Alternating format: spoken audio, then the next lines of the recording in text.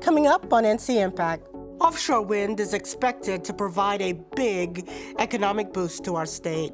We'll find out how communities are preparing to fill the workforce needs. ncIMPACT is a PBS North Carolina production in association with the University of North Carolina School of Government. Funding for ncIMPACT is made possible by changing the course of people's lives. That's the impact UNC Health and the UNC School of Medicine work to deliver every day. Our 40,000 team members across the state of North Carolina are committed to caring for you, our patients and communities, as well as educating the next generation of healthcare professionals. Individually, we can do a little, but collectively, we can do a lot to create impact. Welcome to ncIMPACT. I'm Anita Brown-Graham. Offshore wind energy is coming to North Carolina, and the economic impact could be huge. A recent report shows that coastal wind development in our state has the potential to bring in $4.6 billion in economic impact and create more than 10,000 new jobs. ncIMPACT's David Hurst joins us with some details. Anita, there are currently 3 offshore wind areas in North Carolina, 2 of which have been leased for development. These projects are expected to require thousands of workers to support construction and maintenance. The big question right now is where that workforce will come from. It'd be good to see some data come from it and make sure we're ready to roll. James Wiley's company, Geodynamics, is one of the first companies to work on the offshore wind projects in North Carolina. We are the first people to go out and evaluate a potential site to see if it's feasible for consideration as an offshore wind site. I've got some cool graphs and such I could show you. It's one of the first steps in a very long process. Wiley says the surveying part is pretty easy, but getting hundreds of these wind turbines out to sea will require lots of manpower. So it's going to require a supply chain to be developed across the board, from some of the obvious things like hard manufacturing and large scale industry, but also sort of a soft supply chain where we're looking into technical jobs that are based on everything from academic research to highly skilled and scientific positions. That means some of these coastal communities will have to develop new training programs to create a strong local talent pipeline. It will require collaborations at the university and community college level, but also at the middle and high school level. I think it is important to remember that, if these installations are going to start really moving forward in 7 or 8 years, that a lot of the folks that are going to be doing that work are currently in middle school. And so we've got some work to do at the middle school and high school curriculum levels as well to kind of start getting people acclimated and kind of headed down a path towards these kinds of jobs. Steve Calland is the executive director of the North Carolina Clean Energy Technology Center. He says it's crucial that North Carolina has the workforce in place to support this multi-billion-dollar industry. So it means that we're going to be making parts and assembling pieces that are going to be creating jobs in an area of the state down at the coast where we have, not had a lot of jobs historically, and so there's a lot of opportunity to kind of grow the overall employment sector in the state while creating these manufacturing jobs. We'll have like a single boat out there. One of these communities where there may be a big opportunity is Morehead City, where Geodynamics is based. Like the little crosshair James thing. Wiley says he looks forward to not only the long-term economic impact of coastal wind, but also the short-term impact. I think it's an opportunity to build the sort of STEM career path for a lot of people in this area in what's been traditionally, more rural area, less focused on sort of these high-paying job opportunities related to engineering and technology as they sort of move into our communities. And while offshore wind is expected to bring big dollars to North Carolina, there are concerns about how it may impact coastal tourism and marine life. That's why Wiley and his company are working to collect data to figure out the best spots in the ocean to put these turbines, so that North Carolina can create jobs and economic impact while also protecting its valuable assets.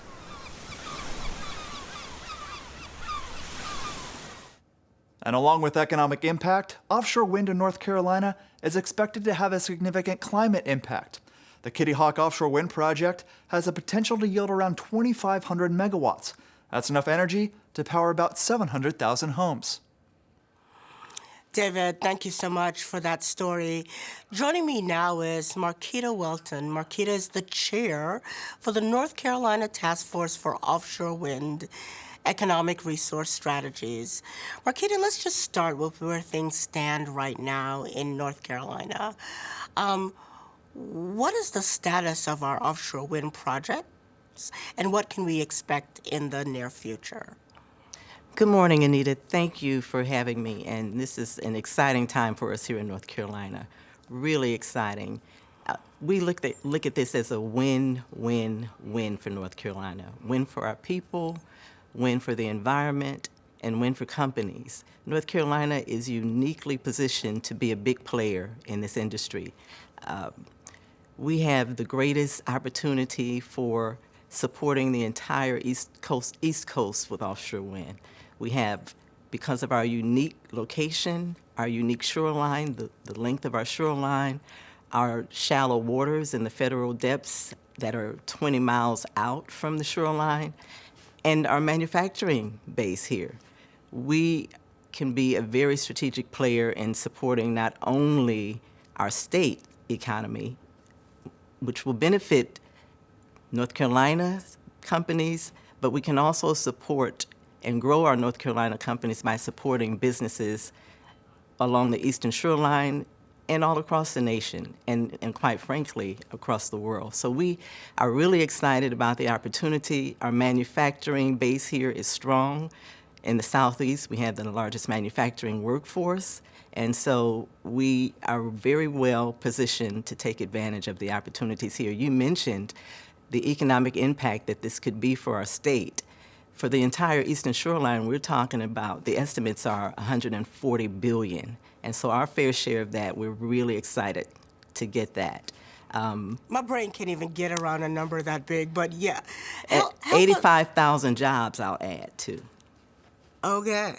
So help us understand, because our viewers are going, 85,000 jobs? What are these jobs? The jobs vary. They're all trades, all the trades. There are 74 different occupational codes that are projected to support this industry.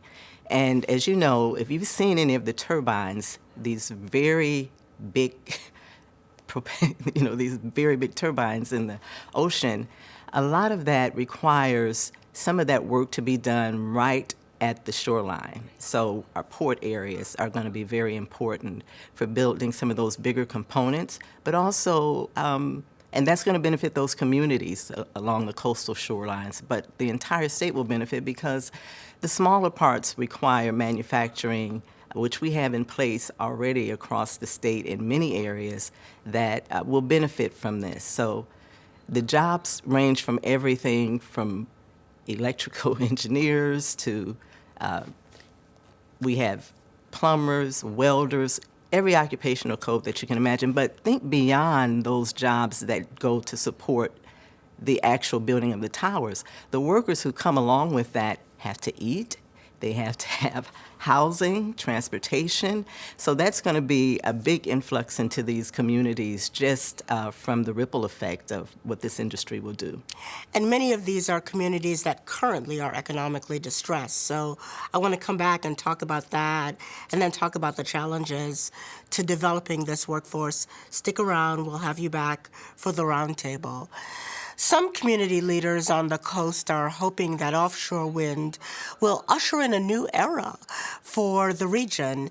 ncIMPACT's Evan Howell visited the Marine Training and Education Center at Carteret Community College, where a program is being developed to train students for jobs in this emerging industry. Go ahead and put it back auto and say... Dennis Bassarage grew up in Morehead City, 10 minutes from the beach, working on cars with his uncle. But when it came to getting a job, he soon found the money was better on the water. Diesel engines, the only difference is just like cooling the engine down with like salt water and like fresh water. Hit it one more time. Now we got... Bassarage is a heavy machinery student at Carteret Community College's Martech campus, which offers specialized courses in marine engineering and vessel-related training. He says what attracted him to the program was a chance to learn real-world skills he'll need in the wide-ranging maritime industry. And that includes a possible career on offshore wind turbines. A mechanic is always a mechanic, so there are going to still be problems that overlap with building it, so they're going to need heavy machinery to build it, and then once that's up and running, they're going to still need us to stick around for maintenance and working on it. A short drive over the bridge from Morehead City takes one to Radio Island, a largely undeveloped area home to the port. It's here where the state is proposing $20 million to develop a facility for the handling and assembly of turbines as part of a major public-private partnership. If approved, it's expected to bring tens of thousands of industry-related jobs to the area. Carteret is developing a new wind curriculum that will leverage existing offerings in marine engineering and will add certification courses that meet the needs of the industry. They're going to have some of that skill set ready. And once you get out on the turbines piece, it's a water-based job. And there's a lot of experience in water-based occupations. Local leaders like Michelle Query say Radio Island will benefit from what she calls the soft supply chain. And the opportunity to attract a new industry happens basically once in a lifetime. So to be able to change the dynamic of our economy by bringing in manufacturers, ancillary businesses that support the offshore wind industry is a really big deal for us. So with you guys' circuit card. For Basraj, he always has his eye on the future. I think people my age have a lot of opinions on renewable energy. Mine would be, hey, if it's going to work out in the long run and it's going to like keep the Earth around, yeah, let's do it. Environmental feasibility studies for Radio Island are expected to be completed in 2023. Officials say for the time being, it's local businesses and organizations who are hoping to find a role in the state's new energy future. For ncIMPACT, I'm Evan Howell. Thank you so much, Evan. I love the Pokemon t-shirt. So joining me now is a familiar face, Steve Calland. Steve is the executive director of the North Carolina Clean Energy Technology Center. You saw him in our first story. Steve, wonderful to have you with us. Help the audience understand, what does the road ahead look like for communities that are trying to develop a curriculum or set of curricula to support this growing industry? Well, it's an exciting time right now to try and figure this out. We have a lot of different pieces of the puzzle, as Keith had alluded to, everything from kind of the manufacturing side of this for the supply chain components and the job training necessary for that manufacturing. But then also, we're going to have the actual construction of these facilities that have both onshore and offshore component. And then we'll have to operate and maintain them over time. And so the kinds of training that Perry and the folks down at Carteret Community College are working on, those are going to be the jobs that we need to actually get these turbines put out into the water and keep them operational for their 20 to 30-year lifespan. And we're really excited to see, all those opportunities coming downhill, because it's really a totally new industry for us and a totally new opportunity. But as I alluded to in the first segment, we've got a ways to go, and we've got to kind of get the educational supply chain, if you will, up to speed, start doing the students that are going to eventually fill those jobs. So, Steve, as you well know, this show is all about community collaborations. Help us think through what kind of partnerships communities can seek out to develop the type of workforce that you've just alluded to, both in terms of the skills needed, but also just the number of people who will be needed. Yeah, the numbers, across all of clean energy are kind of imposing right now, and offshore wind, is no exception to that rule. We're going to need a lot of folks at a time when, unemployment numbers are actually already kind of low. That's why it's so important for us to get in front of this in the early days of school. And so I anticipate that we'll see a lot of the industry players in the offshore wind space getting involved as early as middle school STEM education programs, reaching out to museums and local school districts and helping to provide curriculum assistance, maybe even some equipment for folks to use to kind of incorporate this into that early training, in the high schools, middle schools, supporting science project and career fairs and things of that nature. I think there's a lot of similar things that are going to happen at the community college level for kind of the next tier up level of jobs. And so getting those kids out of the community college system and into the kind of professional careers, some of which are trades oriented. And I want to highlight North Carolina A&T is leading an effort to try and build apprenticeship programs that will serve this community as well. And so they're working with community colleges across the state to start working with high school and community college kids to get them into apprenticeship programs that can help to satisfy some of these needs as well. So there's just a lot of different pieces of the puzzle. And, on our end here at NC State, we'll have certainly research needs, as we start working on the next generation of these technologies and, the work that's necessary to kind of upgrade the utility grid, the engineering and planning pieces of the puzzle to accept the energy from these turbines and get it to the places where people live. We've got a lot of work to do in a lot of different levels, and the educational skills range from people that know how to hold a hammer to people that can use, CAD software and design, grid interconnection technology. Yeah, it sounds as though there are going to be all sorts of collaborations happening all across the state at various levels, and thank you for previewing that for us.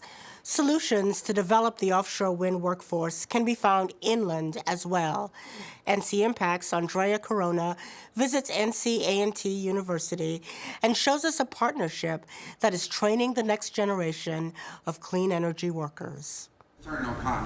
A growing industry means a growing workforce. The employment opportunities are massive. They're continuing to grow. The Steps for Growth program is working to fill these talent needs. It's a workforce development initiative focused on clean energy. We are intentionally building a clean energy workforce system in North Carolina, doing it in a very different way. NC A&T launched the program, and it's partnering with 16 community colleges, 5 universities, dozens of school districts, and over 1,000 clean energy industry partners. So it's an exciting time for all of this to be happening because there's student interest as well as the ability to do something about it. Backed by a $23.7 million federal grant, the program is developing fast-track certification training for clean energy careers. It's a great opportunity for a lot of students now to kind of jump into it and learn about beneficial electrification, smart energy systems, microgrids, all of that. It's just it's a broad spectrum of how you can, impact sustainability. The training programs launching in the summer of 2023 include working with electric vehicles, solar tech, and energy-efficient HVAC tech. Program leaders are also working with Carteret Community College and Craven Community College to develop pre-apprenticeship programs for offshore wind. We can bring in new ways of working, new groups of people, new demographics, and we can set up a way that really is more so reflective of the America that we serve today, not the America of 50 years ago. And with about 10,000 clean energy jobs that need to be filled across North Carolina, program leaders say the Steps for Growth initiative will play a big role in filling those needs. For ncIMPACT, I'm Andrea Corona. I want to bring back our other experts now. And joining us for the ncIMPACT Roundtable is Carl Humberson. Carl is the Director of Project Construction, Offshore Wind at Dominion Energy. Carl, let's talk a little bit about your role. Dominion Energy's Coastal Virginia Offshore Wind Project is the first offshore wind project owned by an electric utility company. What lessons can North Carolina learn from your company's efforts in Virginia as our state embarks on this journey? Thank you, Anita. So a couple things that I can tell you is get involved early. Take time to go over to some of our counterparts and our partners and neighbors. Go to Europe. Offshore wind is new in the US. It's not new over there. Take time, go over, spend the time to actually don a survival suit, take a helicopter ride out to an offshore substation, go see these turbines working out there. And when everyone goes out there, you'll get a real feel of the type of work that's going on. There are multiple vessels at all days going out to these vessels with people working on them, doing maintenance, operations. View and see what it looks like to install this. And when people talk about the massive scale, I mean, people have seen onshore wind turbines. When you go offshore, it's just magnitudes larger. So I think that's the one thing you can really do is get involved early, start learning now. We can talk about what it kind of looks like, but until you see it, it's hard to really describe and get everyone involved. But that's one big piece I can tell you. Okay, so I hear you saying we gotta see it to appreciate it, in some ways, and I love that because this is new and it is exciting, but it's also a little bit overwhelming to think about. What are some ways North Carolina communities, especially those that are in the Northeast, can benefit from the Virginia Beach Wind Project? Well, one of the big benefits you're going to see is going to be the experience in workers. So right now we are building a supply chain, and I think that's what everyone has talked about in offshore wind. Oh, the supply chain's really small. It's infantile right now. It's not there. Well, you're going to get the benefit of Dominion doing these projects. These workers can share that experience, and then you're going to start building your own supply chain in North Carolina. We're already talking to a lot of these European suppliers that are looking to invest and bring over their manufacturing over to the U.S. I'm positive North Carolina's talking with them to say, hey, this is a great place to come. We have low energy prices. There's a reason for that too. And you can come here and you can do the manufacturing. Steel suppliers like Nucor in North Carolina, I'm sure they're looking at offshore wind. When you talk about offshore wind, it is a lot of steel. That steel goes right in the monopiles, goes into the transition pieces, goes into your towers. That is what offshore wind really takes. And North Carolina's positioned really well to take advantage of that. You've already talked about your manufacturing. Those workers can be retooled. And all that's going to happen when Virginia does it, North Carolina is going to see a playbook of here's what we can do. Get your stakeholders involved. Get people understanding the work that's needed, the manufacturing that's needed, the experience that's needed, and start that now. I mean, I love this piece, everyone talking about new programs and curriculums in schools. There's so much more to it. It does boggle the mind to think, I have to build up safety programs, GWO, we got to get involved in marine mammal studies, surveying, everything we do land-based on a power plant, you got to do out at sea. And now you have to do it out at sea. So you can see that all these experience, everything we're trying to do, we're going to be able to pass right on to North Carolina. And those workers, journeymen, they're going to travel down. They're going to be there for you to help you out along the way. So, Marquita and Steve, I want you all to weigh in here. Both of you serve on the state's Offshore Wind Task Force, but Marquita, as chair, I'll let you have this question first. What is the role of this task force, and what have been its impact so far? You've heard Carl talk about the need for awareness and education and preparation in advance. What are you all doing? Well, Anita, we're charged with providing expert advice to the governor and the legislature on offshore wind. Our task force is composed of numerous backgrounds. We have military, we have academia, we have wildlife, we have fishery representation, we have industry representation, and just a cross-section of different interests that want to have a role in this offshore wind development for North Carolina. So one of the things that we've been very successful with is we have 4 subcommittees focused on various areas. One is the economic development and economic development, infrastructure, workforce, and education, and our outreach and engagement subcommittee, which has been very diligent in reaching out to communities. As Carl pointed out, education is a big part of our success, how well we do with communities receiving this or not. And our outreach and engagement committee has done a wonderful job in setting up opportunities for interested community members to come to various sessions to talk about and learn about offshore wind. We had 2 sessions last year, one in Elizabeth City, one in Morehead City. We have others planned for this year. And we've also done surveys to citizens across the state for us to understand what their concerns and interests are. So our committee is really designed to not only inform the legislature and the governor, but our citizens as well. I love that. So, Marquita, Steve, Carl, thank you for joining us and for the important work you're doing to support this new industry, both here in North Carolina and in our neighboring state of Virginia. I want to also thank the local leaders who've been featured in this episode, We don't take for granted how generous they are to allow us to share the inspirational stories of their work together, and we want them to know we appreciate it. And then, of course, we never, ever end an episode of ncIMPACT without thanking you, our amazing audience, for watching and engaging. You know there's solutions out there, even to brand new industries, if we figure out how to work together. We want you to tell us what your community is doing or how we can help you.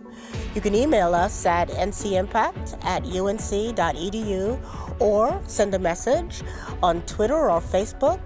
And be sure to join us every Friday night at 7:30 on PBS North Carolina for new episodes of ncIMPACT.